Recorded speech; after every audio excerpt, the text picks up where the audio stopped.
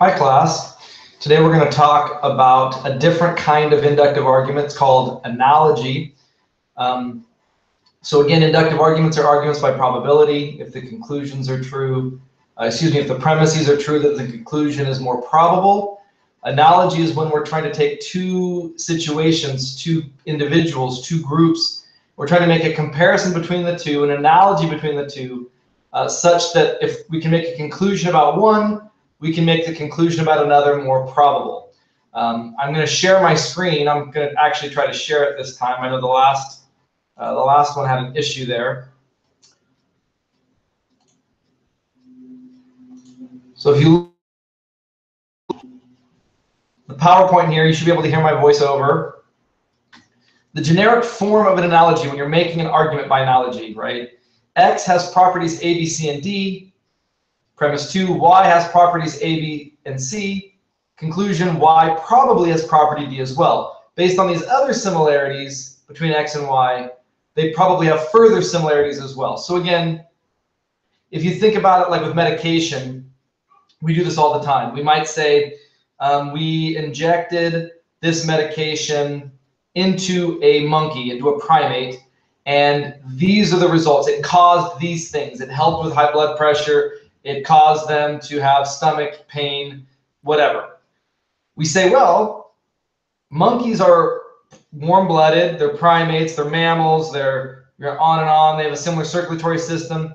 So if we give this medication to humans, given that humans have all these similarities with monkeys, the medication will probably do the same thing to humans as it did to monkeys. There might be some differences because humans are different, but we're making an analogy, right? We do this a lot. An even better analogy would be, well, we gave it to these 10 humans, and this is what happened to them when they took this medication. That's probably what's going to happen to you if you're a human as well, right? You've got all these similarities with these other human beings, even more now than with other primates like monkeys. And so we can make a better, more probable conclusion that the medication will affect you the same. So there's an analogy created between human bodies, human circulatory systems, human brains, right? And that's sort of how the arguments work. This happens in the law a lot.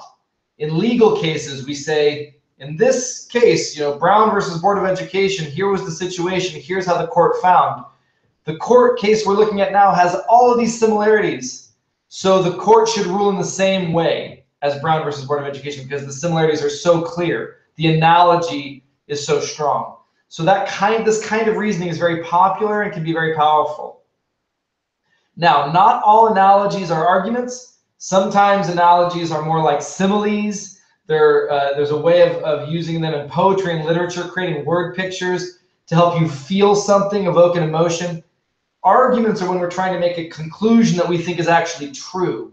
It's not just trying to be persuasive. It's not trying to create a feeling, a set of mood, or an atmosphere, but it's actually trying to make a conclusion, right?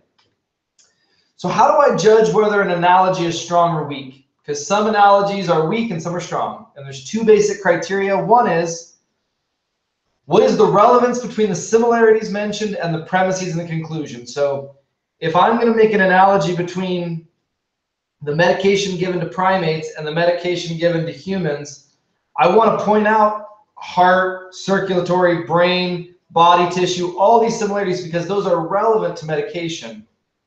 But imagine if I injected a monkey with a medication and I wanted to see how the heart pumped that through the primate's circulatory system, right?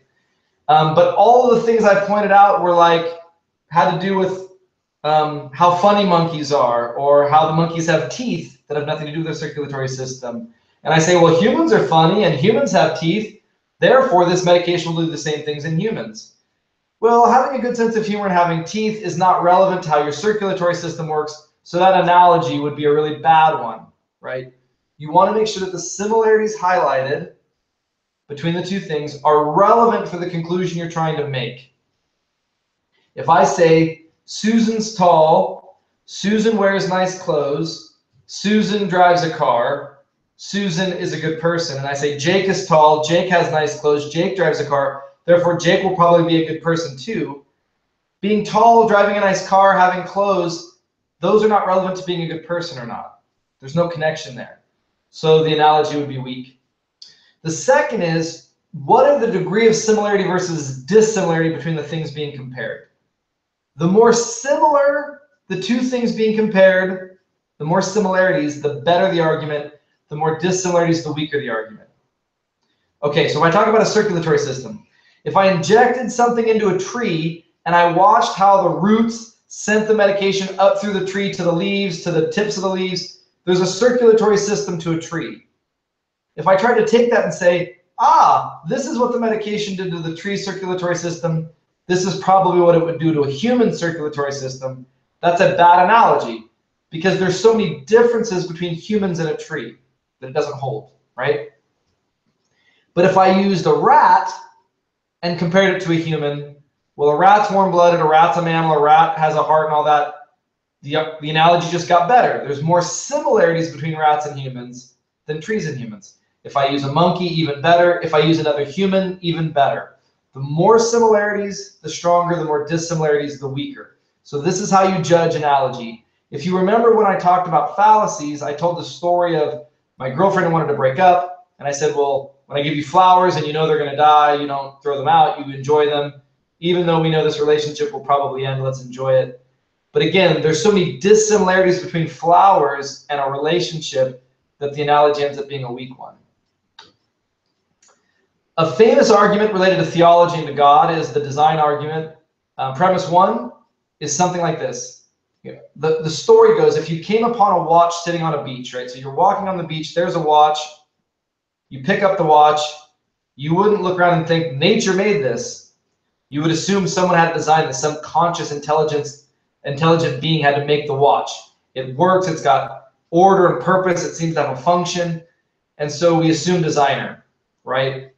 So the analogy goes something like this. Premise one, a watch has order, purpose, complexity, and a watch has a designer, right? We know watches are made by intelligent creatures. Premise two, the universe, or a human person, or even a single human cell has order, purpose, complexity. So can we also conclude that the universe most likely has a designer as well? So it's the design argument by probability. If you came upon a tractor in a field, you would assume some intelligent being had to make that. Well, what about a human eye? Think about all the parts that make up an eye and how they all fit together, and there's a purpose and there's complexity and order. Wouldn't we have to assume some intelligent being designed our eye as well? So this is sort of how the analogy goes. Now, there's some people that think this analogy is very strong, and there's other people that think this analogy is very weak. My guess is if you're Christian, you think this is strong because you're predisposed to accept the conclusion already. David Hume, a philosopher, wrote a book called Dialogues Concerning Natural Religion, which is very, very influential.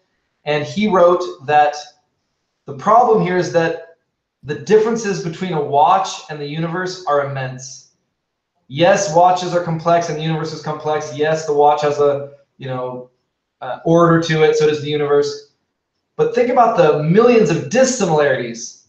So you're only highlighting the 3 similarities between these two things being compared. You're ignoring all the dissimilarities, and that's a problem. So he thought the analogy was weak based on the criteria of strength, number 2. Number 2 here, the degree of similarity. Some other examples. Premise 1, John is handsome, well-dressed, tall, athletic, and gets good grades. Jim is handsome, well-dressed, tall, and athletic. Therefore, Jim will probably get good grades. Is this a weak or strong analogy? You can pause me. You can go back and look. Use the criteria of strength. So when I say, is this strong or weak, explain why you want to use those criteria. So pause me. Okay, this is a weak analogy, and the reason is that being handsome is not relevant to whether you get good grades or not. Being well-dressed is not relevant to whether you get good grades or not. Being tall is not relevant to whether you get good grades or not. So criteria number 1, the similarities highlighted are not relevant to the conclusion being drawn. It's weak. Next, John and Susan are siblings. This means that they have the same parents, same home environment, same economic status. Premise 2, John was a very good student. Conclusion, his younger sister Susan will most likely be a good student as well. Is this a strong or a weak analogy?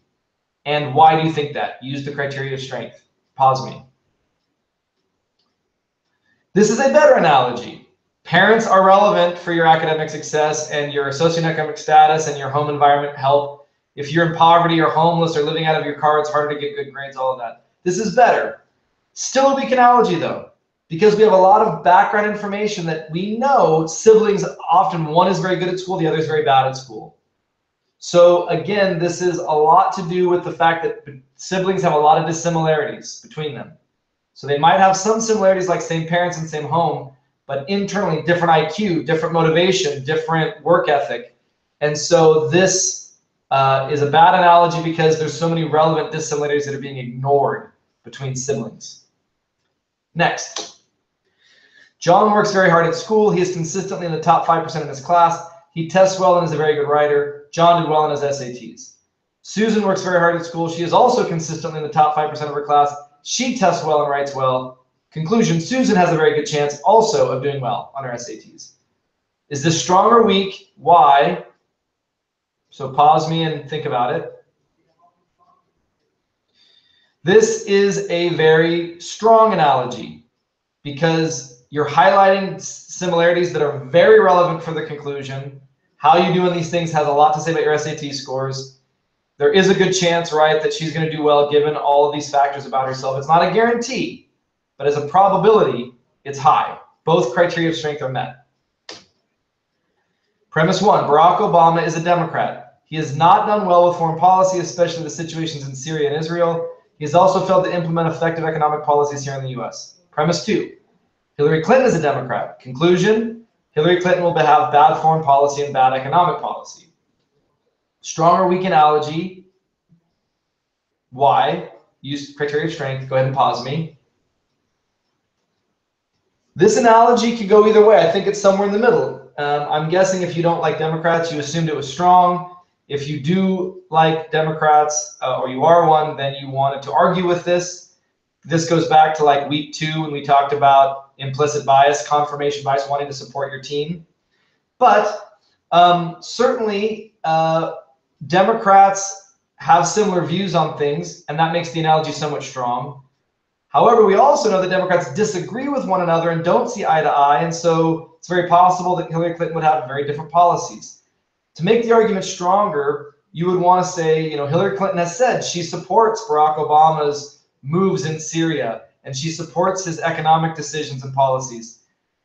Then you could maybe make a stronger analogy.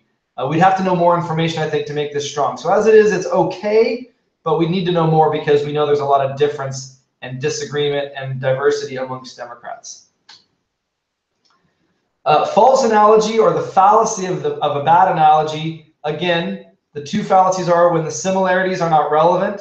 So again, John is tall, good looking, and he's going to get good grades. You know, Jenny's tall, good looking, she's going to get good grades. Not relevant to the conclusion.